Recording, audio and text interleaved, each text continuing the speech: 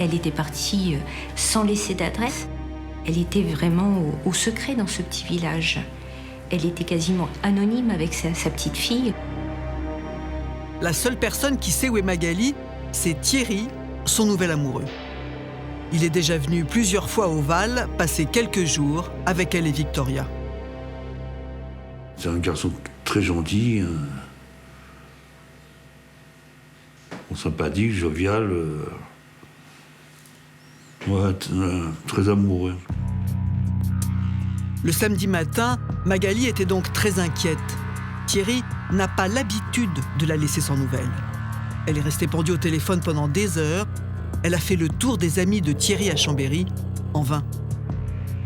En fin de matinée, l'oncle a dû partir travailler. Il a laissé Magali seule avec Victoria. Et vers midi, la petite était en train de déjeuner puisqu'il semblerait que la maman n'avait pas très faim à ce moment-là. Elle voit une ombre alors qu'elle est en train de manger. Elle voit une ombre passer par le balcon. C'est Joseph Messina. Il déboule dans la pièce, une arme à la main, et se retrouve nez à nez avec sa fille. « Laisse-nous tranquille !» a crié la petite. « Laisse-nous tranquille !» Messina ignore sa fille et insulte Magali. Il l'entraîne dans la cuisine en hurlant que tout cela, elle l'a bien cherché. La petite est terrorisée quand elle nous raconte tout ce qu'elle a entendu.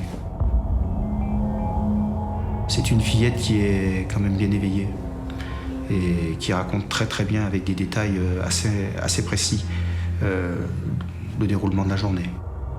Victoria reste seule, juste à côté. Elle entend son père menacer sa maman et lui ordonner d'aller chercher des photos.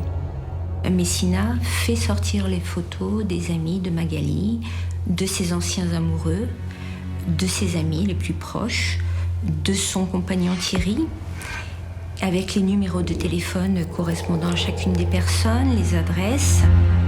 Victoria voit sa maman s'exécuter. Son père ne lâche pas son arme. Elle a senti la violence de son père et elle dit qu'elle a très peur pour sa maman. À un moment, Messina se lève très énervé. Il donne des coups de pied dans la table en criant « Qu'est-ce qu'il fait, l'oncle ?» Il va s'emporter, après se recalmer. Voilà. L'après-midi passe. En fin de journée, le téléphone sonne. Messina pointe son arme sur la tête de Magali, qui décroche. C'est l'oncle.